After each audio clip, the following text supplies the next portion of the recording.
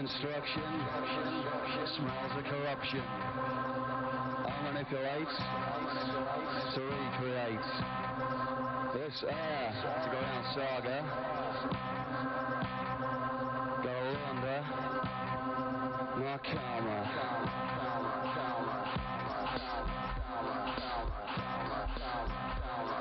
Go on my karma.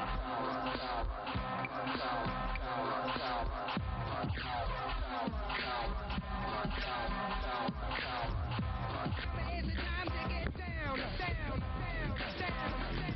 I'm blown to the maxim, two hemispheres, battling. I'm blown to the maxim, two hemispheres, battling. Shut up. Last breath. Take a drag.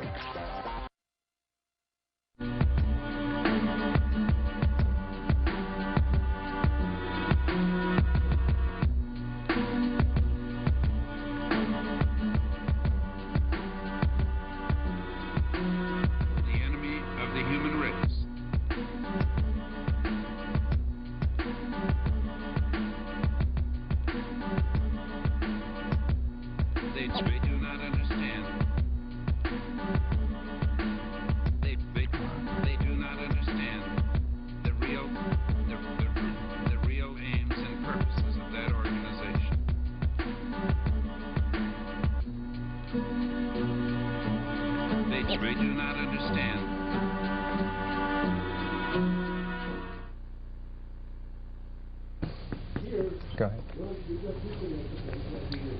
Hi, I'm Jeff Contreras, and I'm host of Austin Cable Access show Therefore I Am, the philosophical show with a political edge. And boy, do I have quite a special treat for you today. For the next hour or so, we'll be talking to Fritz Springmeier, author of Bloodlines of the Illuminati. Fritz, thank you so much for being here today. Thank you for having me. It's a real pleasure. Fritz, your book has been out now for, actually it was republished, isn't that correct? Yes, it's been reprinted twice. Yes. Reprinted twice. And the title of the book is The Bloodlines of the Illuminati. What exactly is the Illuminati? The Illuminati is the continuation of the mystery religions. There was quite a number of mystery religions in antiquity, and these mystery religions had councils that controlled them, and then there was a supreme council that operated clear from India to the British Isles that then coordinated all of these mystery religions, and that would be today what we call the hierarchy of the Illuminati. So the Illuminati is basically just an extension of the mystery religion system, the whole type of philosophy. Yes, it was a way of hoarding knowledge and power to a few special people. And how do they hoard the knowledge? Well, when I say knowledge, some of the knowledge is pseudo-knowledge, and some of the knowledge is actually scientific knowledge, which enabled, for instance, Christopher Columbus to be certain that he could sail across the Atlantic and hit land. He was associated with the Knights Templars, which is one of these secret societies associated with the Illuminati. So you've got different types of knowledge, but some of the knowledge is actually bogus. It's just claimed so that they can get people to join whatever mystery religion they're trying to offer.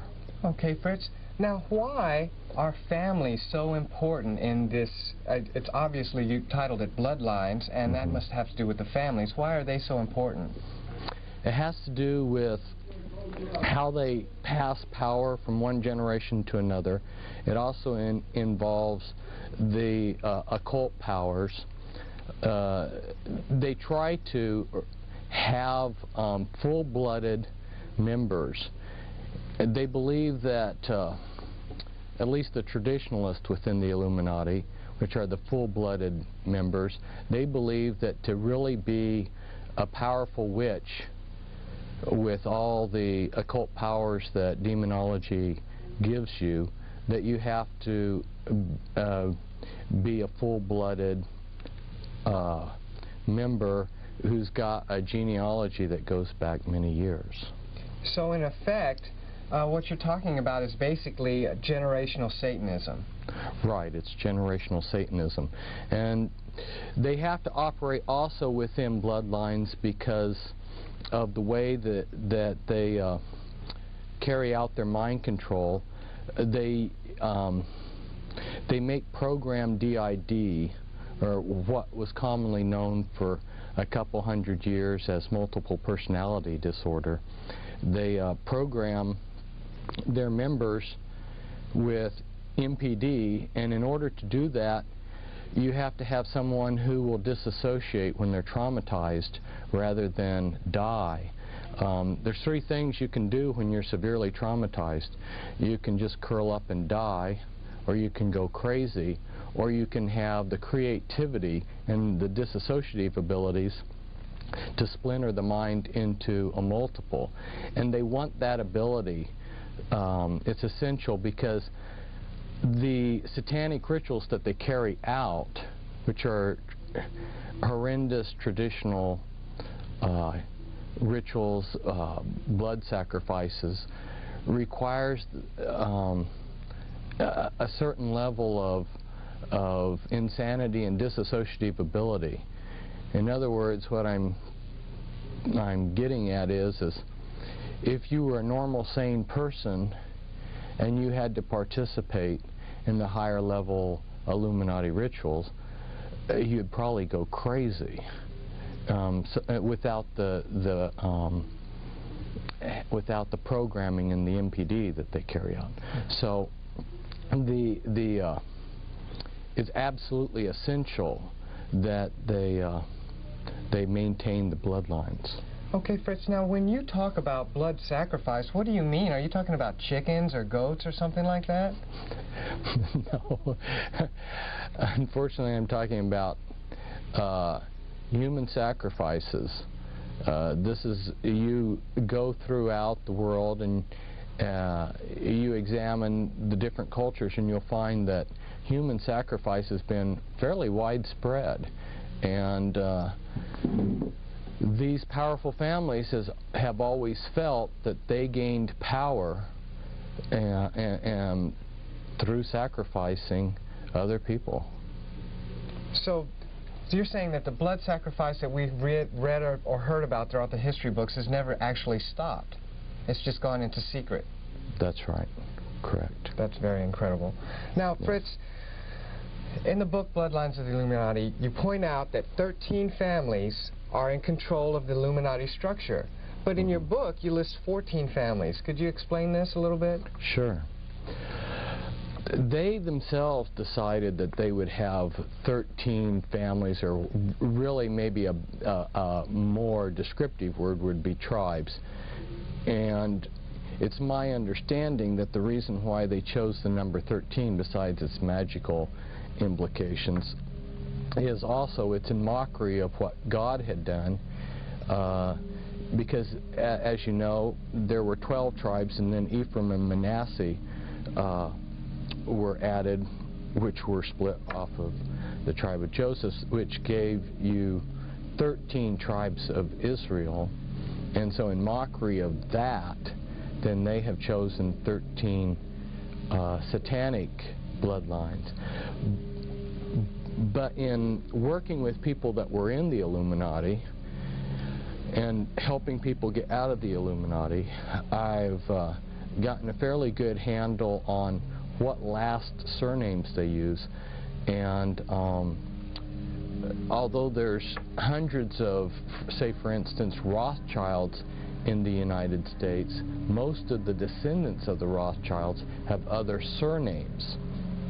And so when I say bloodlines, that's more descriptive of families. And there are certain families within the entire context of the Illuminati that have become powerful in themselves, but aren't labeled by them as one of the top 13. And as there's a continual power struggle between everybody within the hierarchy, you have some factions that become more powerful, and as those families become more powerful, they deserve recognition of their own. So I listed the Reynolds and the Krupp family. Actually, I listed 2 extra besides the 13, the Reynolds and the Krupp family, because from the inside information I had gotten, they were very powerful. So what you're saying is that the families that are the top 13 families right now were not the top 13 families, say, of maybe 200 years ago, or even as far back as 1,000 years ago, that as these Illuminati families struggle for power within their own system, they replace some families with others and vice versa. Yeah, I believe that that process is ongoing. But I also believe that beyond just having the 13 families that they have listed as important or the top, they also, in a sense, recognize the power of other families. For instance, Bill Clinton has become very powerful in his own right. So, or the George Bush family.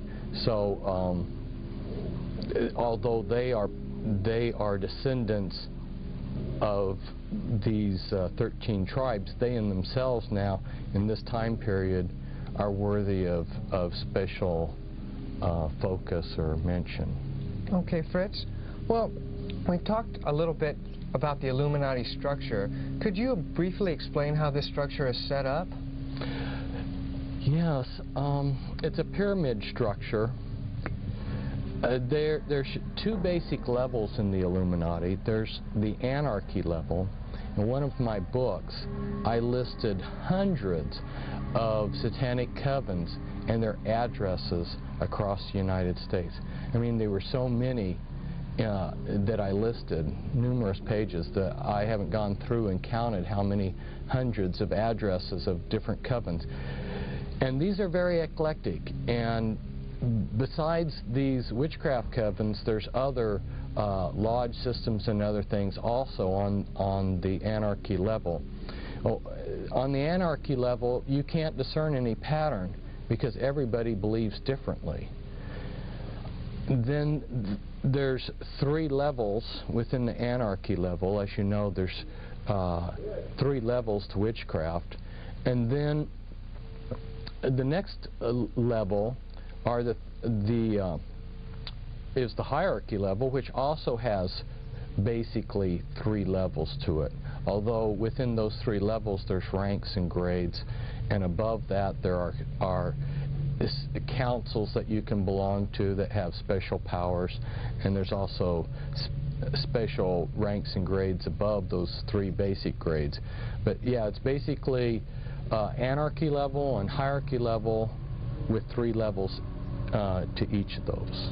Now, how does this structure basically control, or why should we even be worried about the Illuminati? If there's just a structure that's out there with anarchy, and then there's the top structure that controls the anarchy level, isn't that just some type of contained system within itself? Why should we, as just normal everyday people, be worried about this? Well, the general public, as you probably know, is not concerned about this, but they should be, because all kinds of things, all aspects of their lives are influenced by these people. They're the movers and shakers of the world.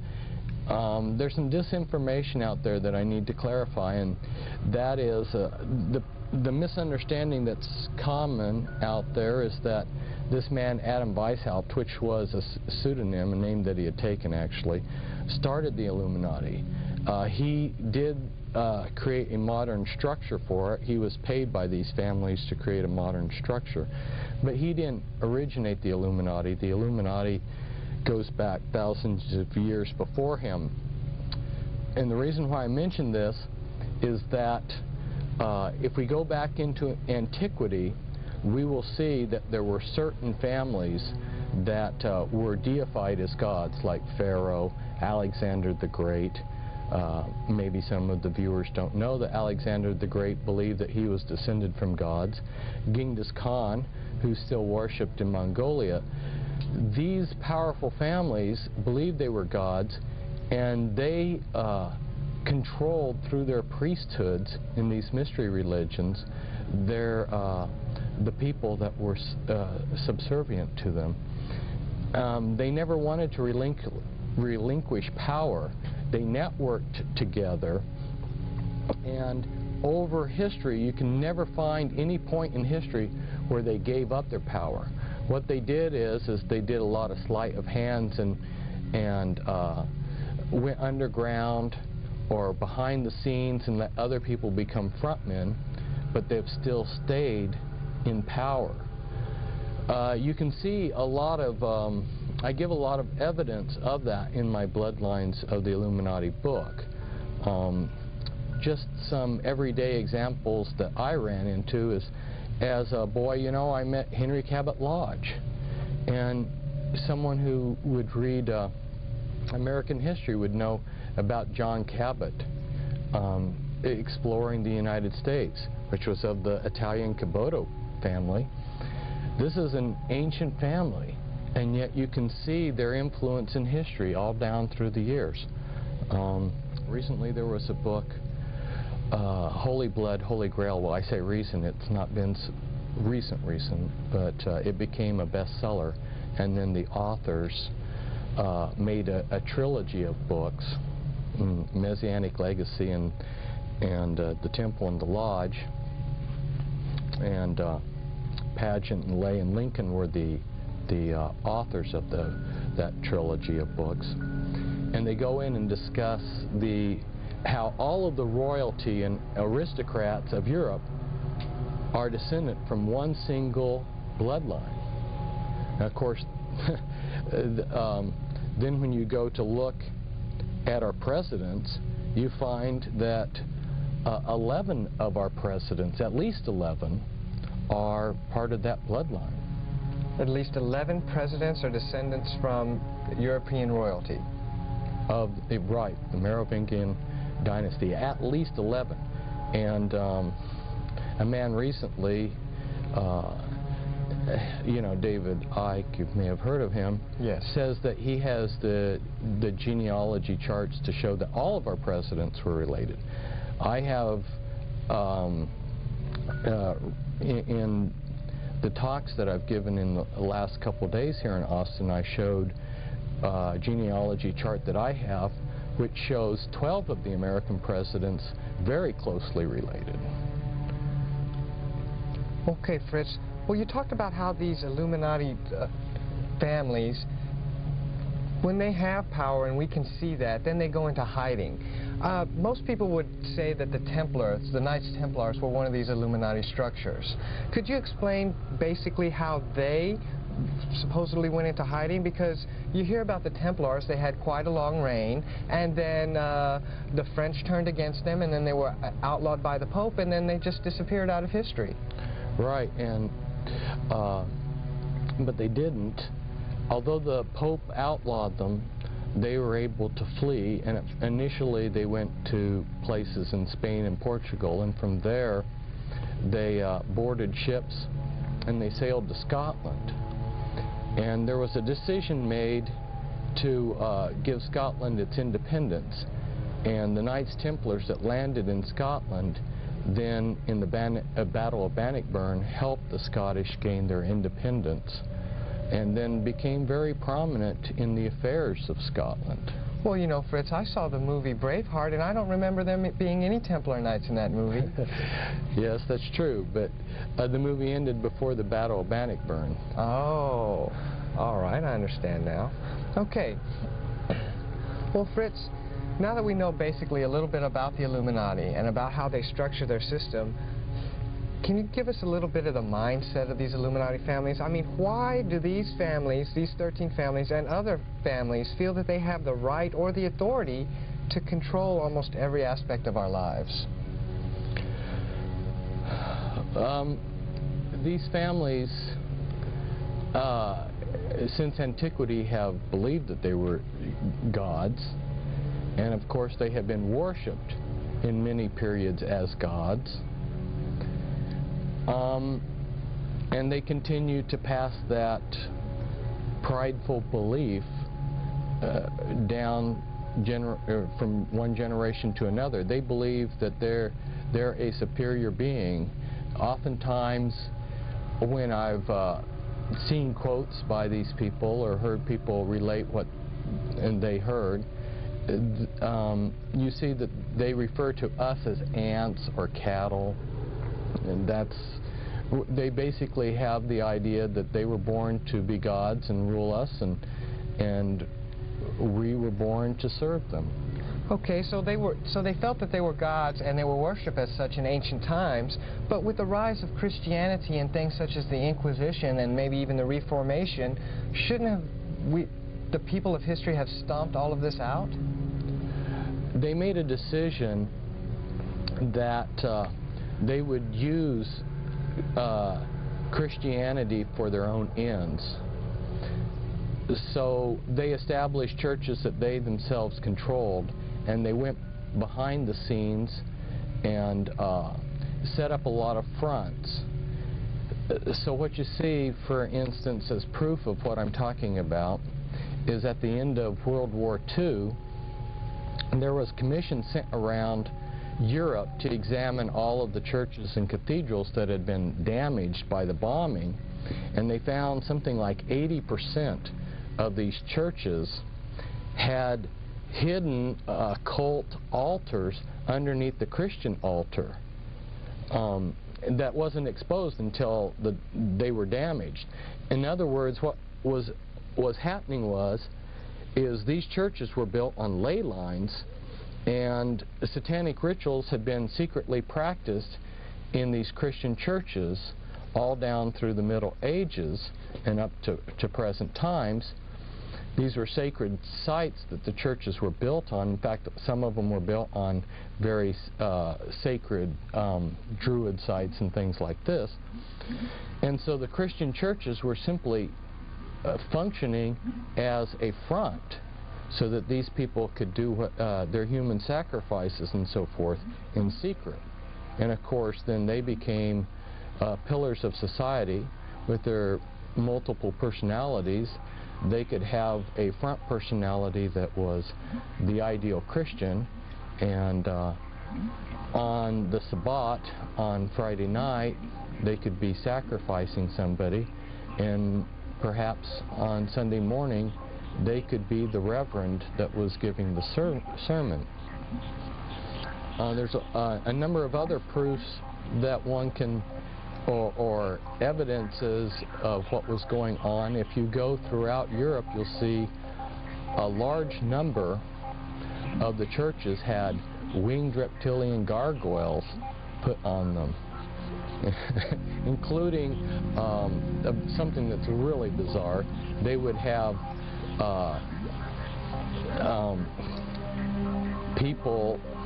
statues of people bent over how do you describe it on television? They're bent over taking a dump, you know. And this is on the side of a cathedral? This is on sides of churches that were built, the statues built, naked people showing their bare bottoms.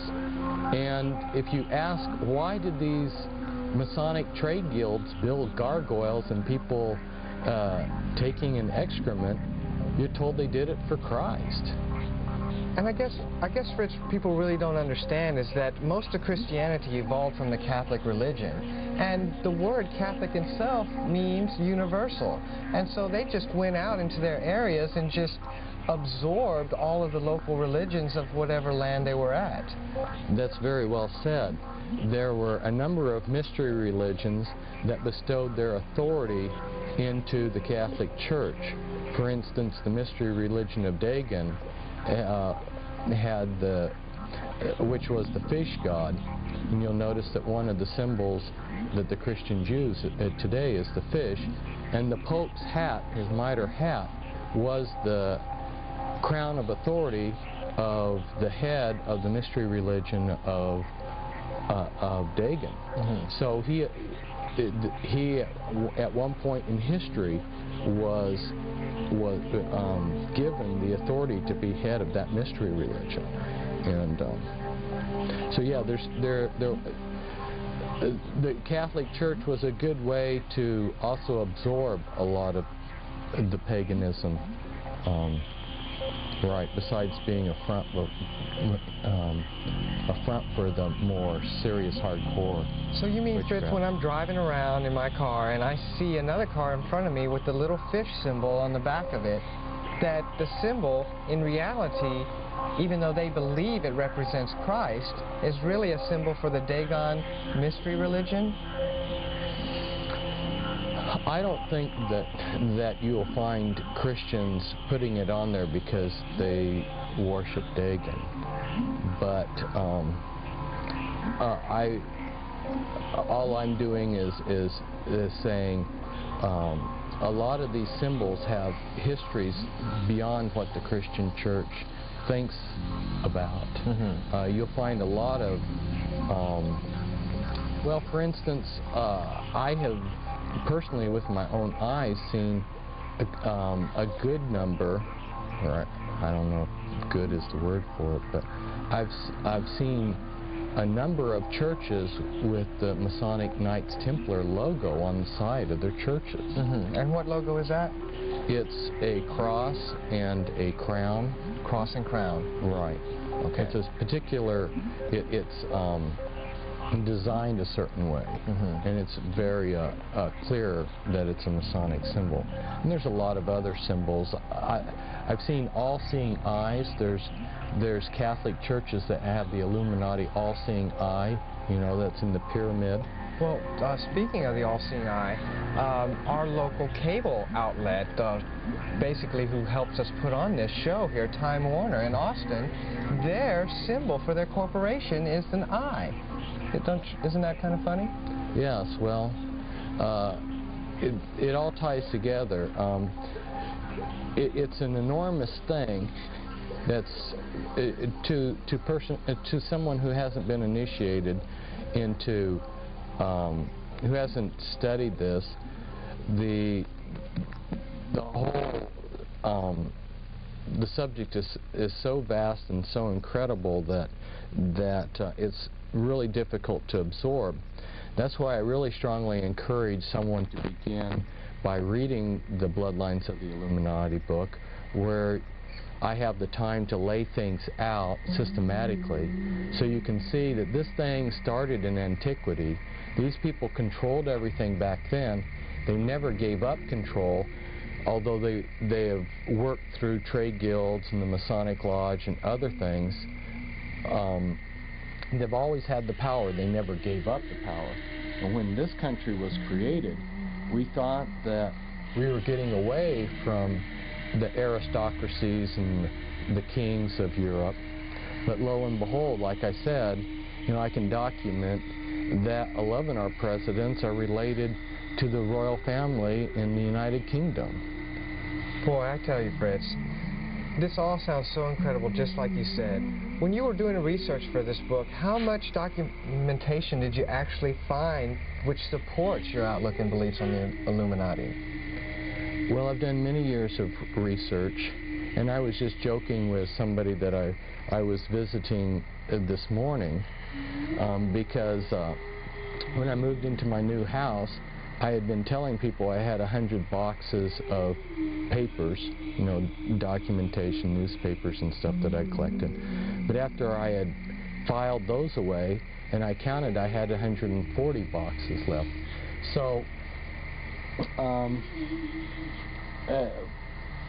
lot of what I have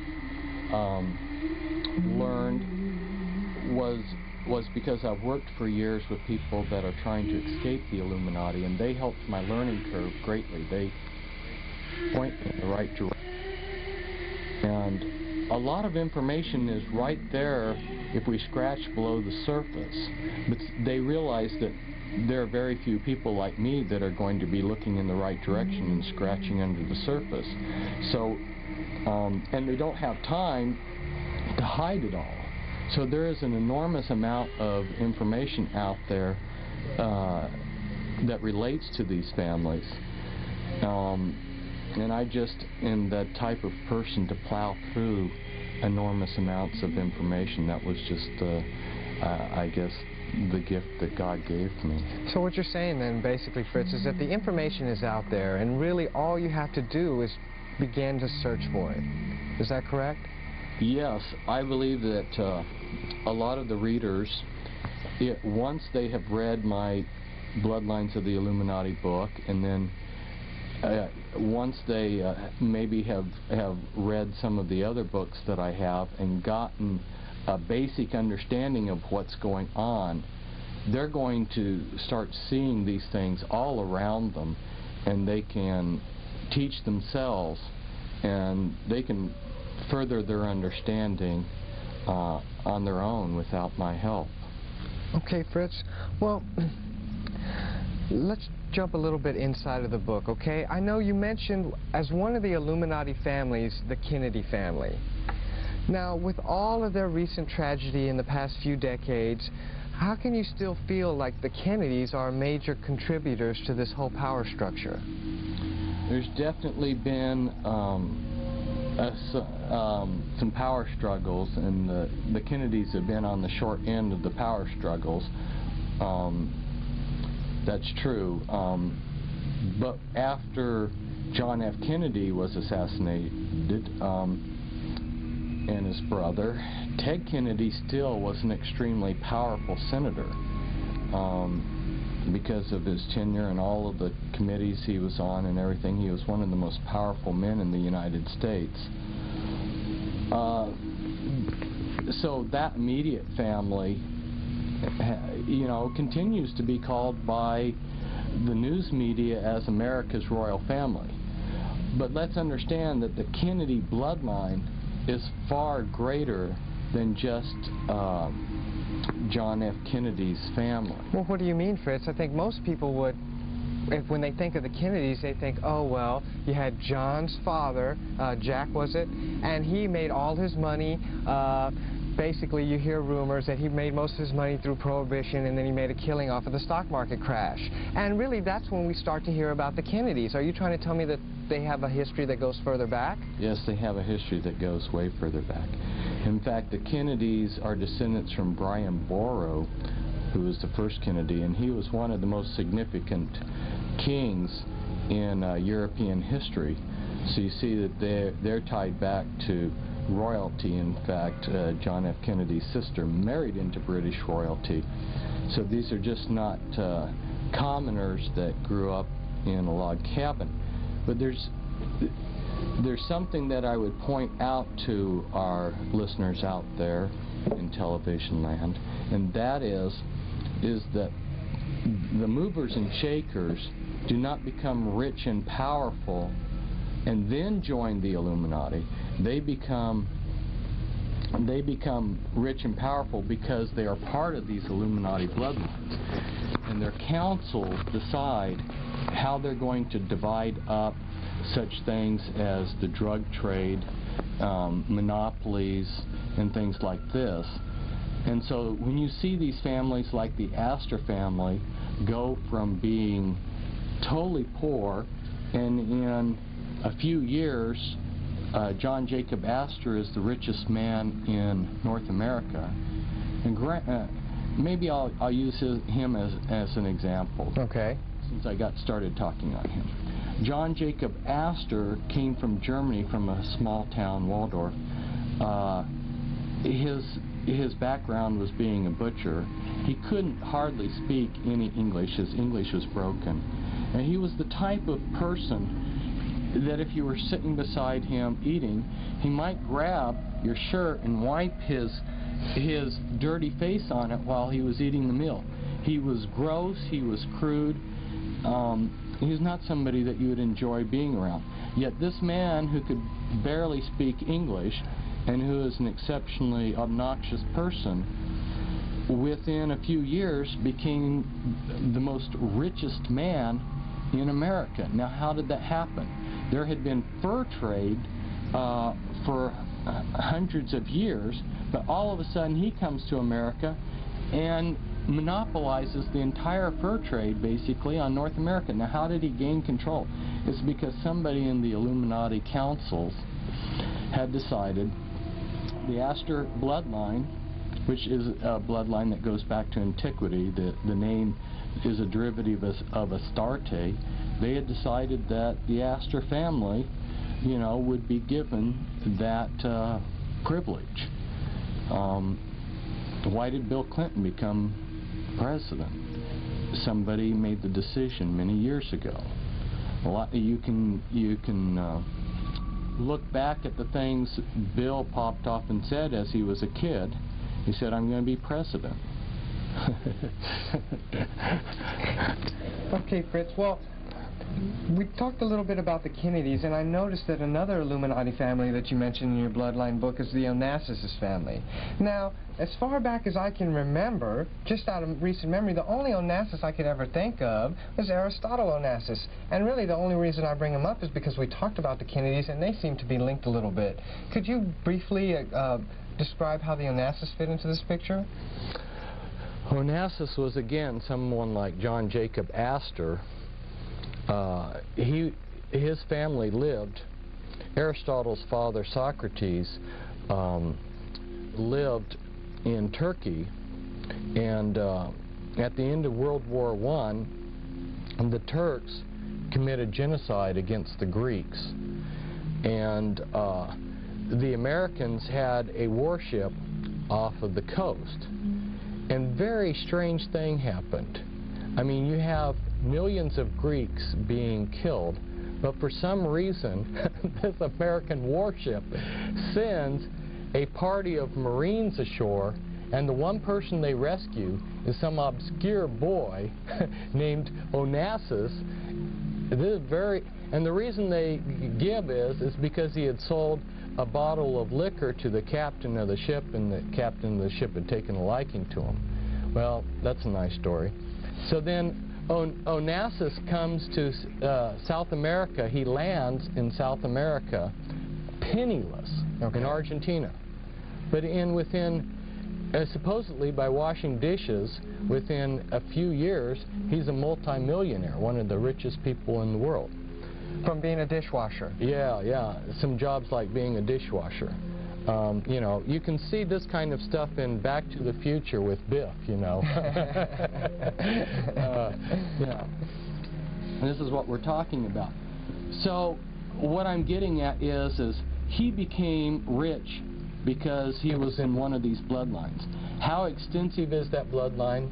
Who else is part of that bloodline? I don't know the full extent of that bloodline. Mm-hmm. I know that in working with people that were in that I brought out of the Illuminati, most of the people of these bloodlines do not have surnames that match the bloodline that they belong to.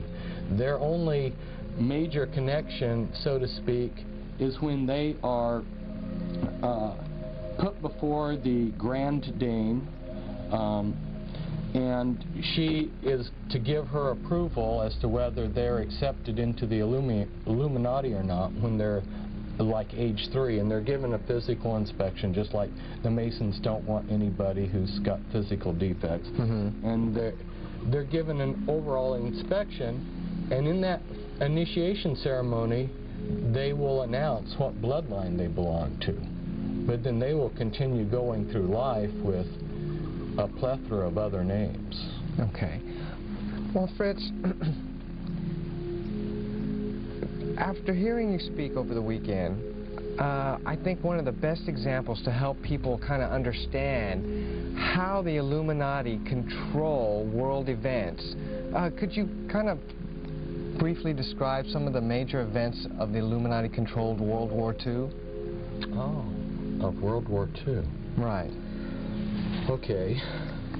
Yeah, I'll focus on that. I might just mention to our audience, I could go back and essentially every war that there is, I could go through and show how these families have created them, manipulated them. Well, you can look at Wall Street, and the Illuminati families on Wall Street were the ones that financed Hitler to come to power.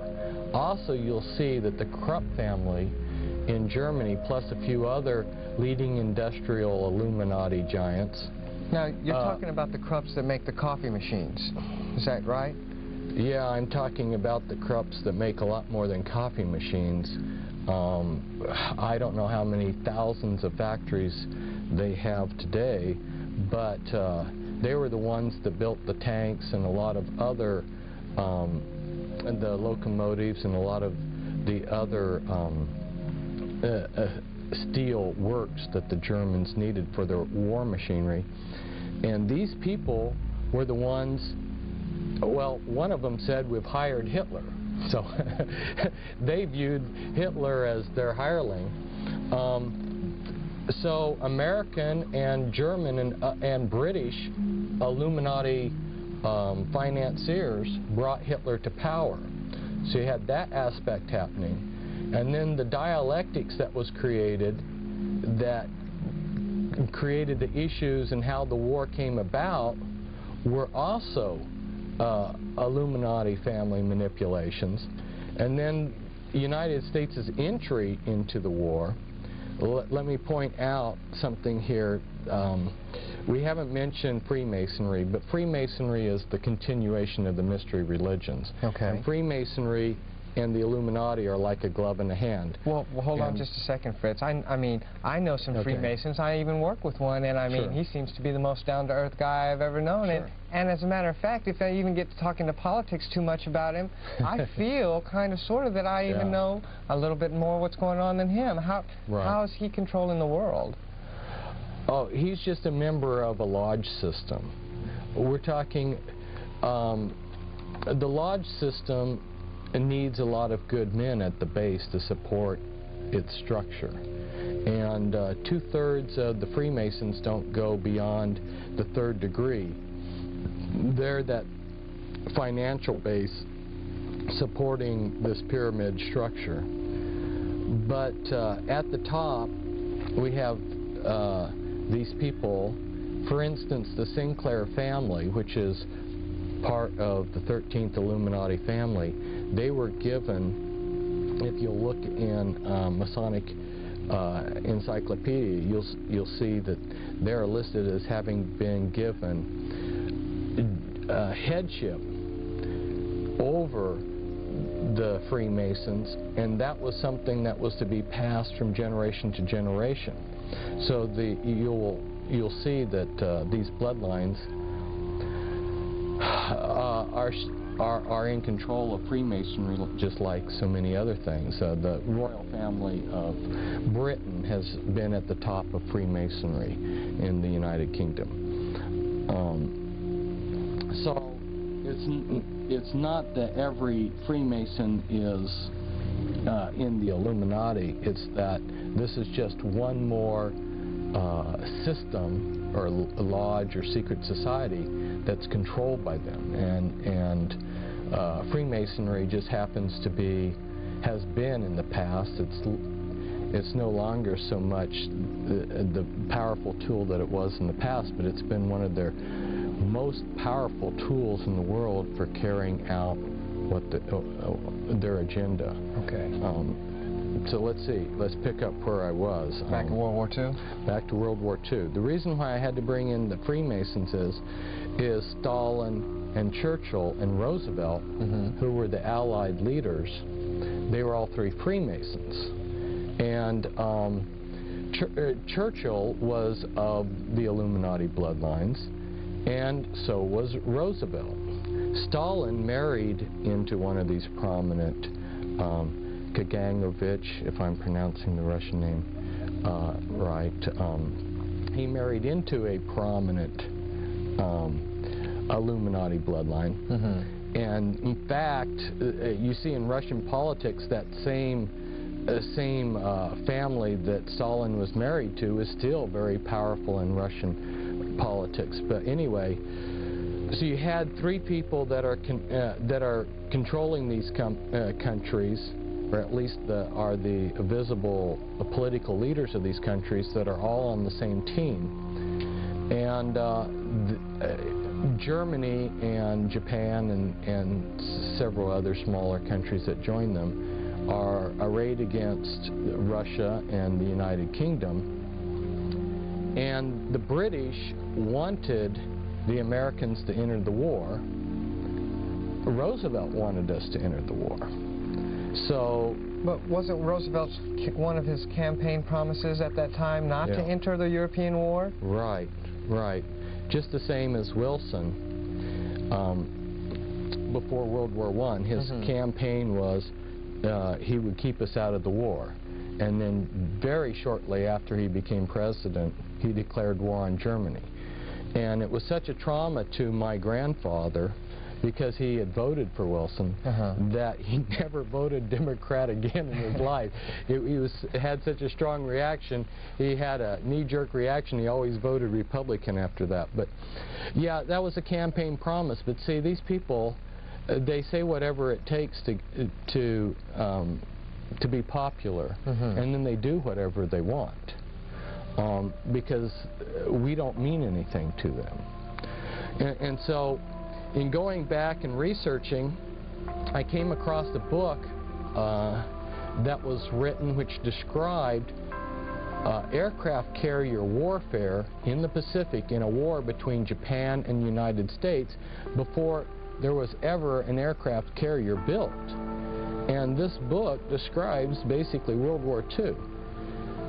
So this is rather amazing that someone was already thinking this stuff out. And then you'll see that when one studies it out, that the American military brought the Japanese Navy over to Pearl Harbor and specifically showed them item by item how the Pearl Harbor could be attacked. And then on the basis of that,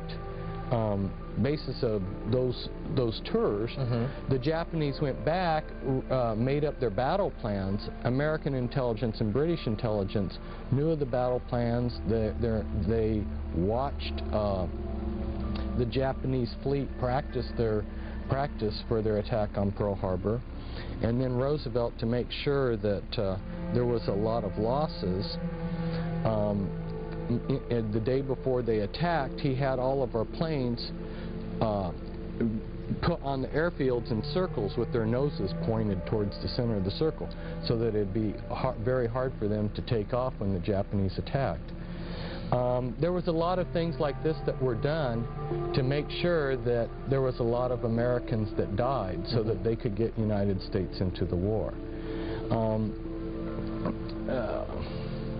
You know, I could talk for hours about how they created this war and then how they kept it going. The Illuminati, well, shortly after Pearl Harbor, President Roosevelt, and I showed the documentation in my talk here in Austin from the federal codes. He drew up an executive decree which allowed the Secretary of the Treasury, Morgenthau, to exempt whoever he wanted so that they could trade with the enemy. So these Illuminati families, like the Rockefellers, who controlled Standard Oil, and Onassis, were given the freedom to trade with the Germans so that they could keep the Germans supplied with essentials like diamonds there's a lot of industrial uses for diamonds, including they were needed for the gyroscopes and the gyroscopes for the V-2 rockets and everything. They supplied Germany with oil, designs for military equipment, and a lot of other things that, had the Illuminati not been given that special privilege of continuing to trade with Germany during the war would have come to an end easily by 1942. So basically, we had an embargo on Germany if we wanted to, but we just never closed the embargo. Or we just never kept the supplies from coming into the country.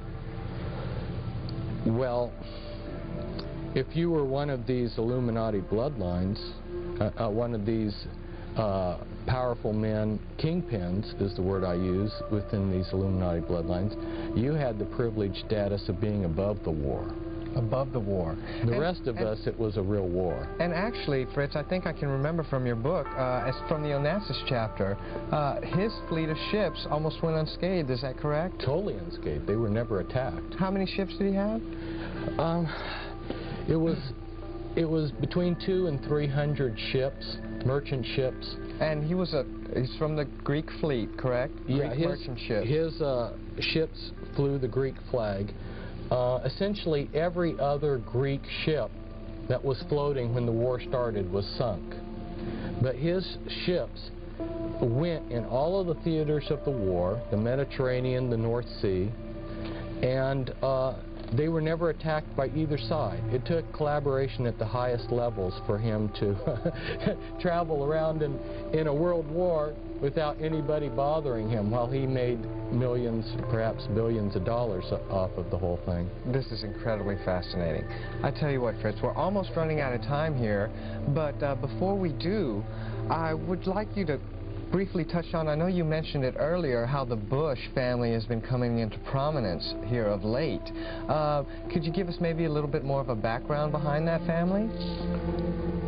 Some of our listeners out there may be familiar with the Order of the Skull and Bones, which is a chapter of the Illuminati, and that they have rituals with satanic undertones.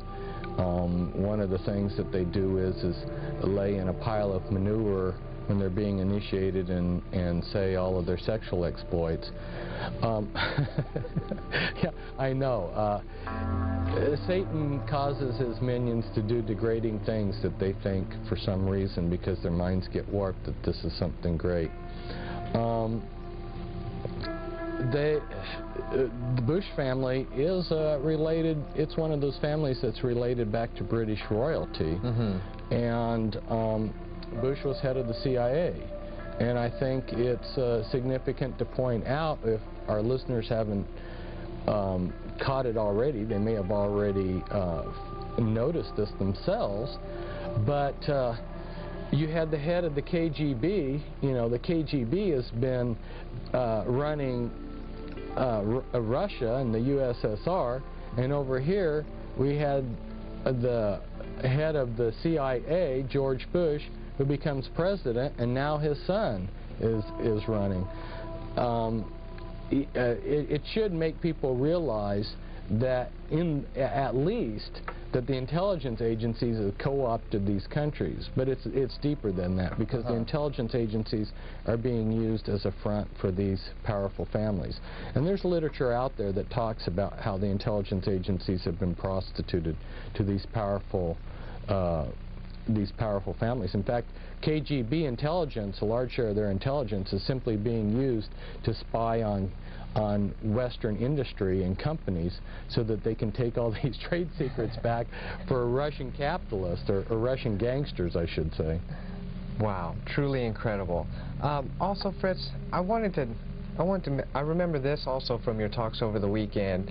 I don't want people to think that you're like the only person out there talking about it, and not just today, but I mean throughout history. I remember you mentioned how Senator McCarthy, most people think out there that McCarthy was just afraid of communists, but it's really, from your research, Fritz, do you really think that was the case?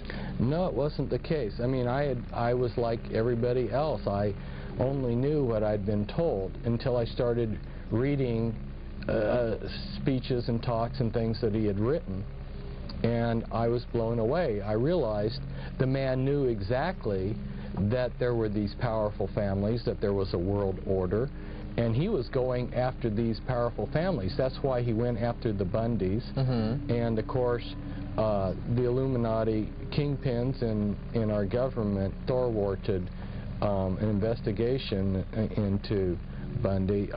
Yeah, he really understood, and so because he was after these powerful people, these movers and shakers, they have used him as a verbal punching bag. I mean, I've watched, I don't know how many people denegate his name, even, you know, in the last few years. I mean, you think the guy has been dead for a long time, they'd forget him, but Bill Clinton has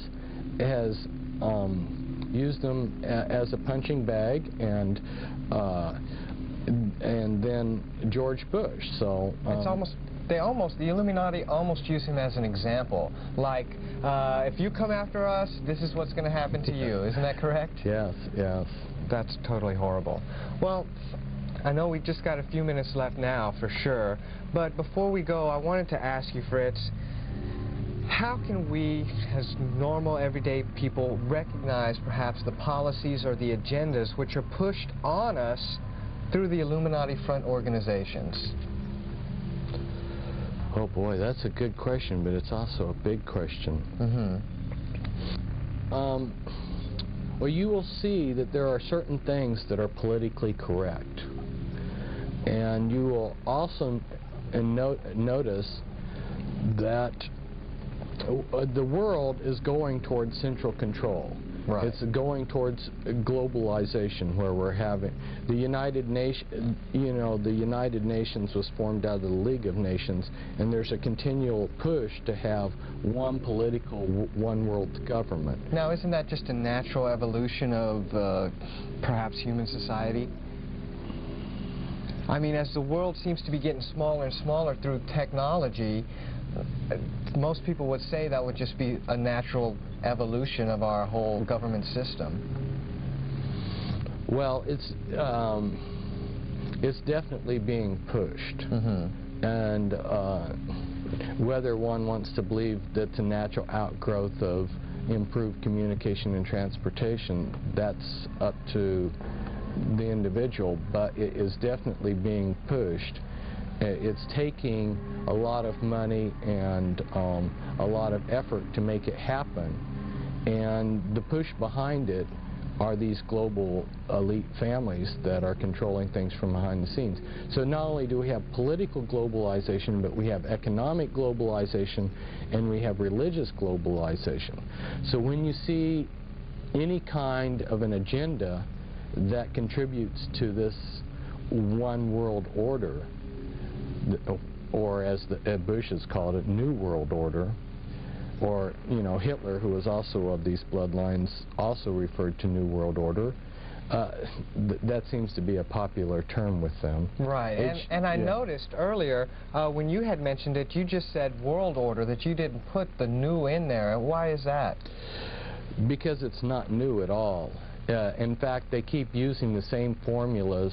The things that controlled people back in ancient Rome, you know, where they had bread and circus, they're using the same formulas that they used in antiquity on us today. And bread and circus simply means that if you give the common person entertainment and plenty of food, like the junk food we get, they'll be happy. And most people, as long as they have their beer and their football game, are happy. Unfortunately, that is true. Well, I tell you what, Fritz, I really appreciate you coming down here, taking time out of your busy schedule to come give us an interview, and I look forward to having more talks with you in the future. Thank you. It's great being with you.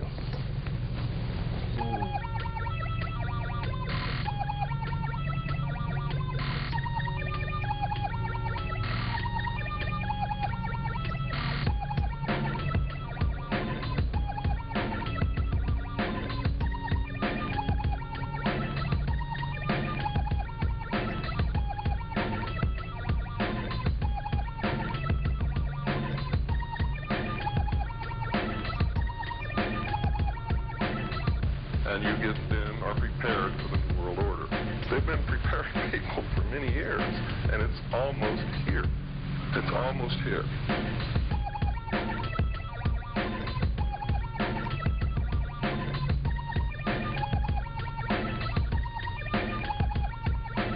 What is at stake is more than one small country. It is a big idea. A new world order. World.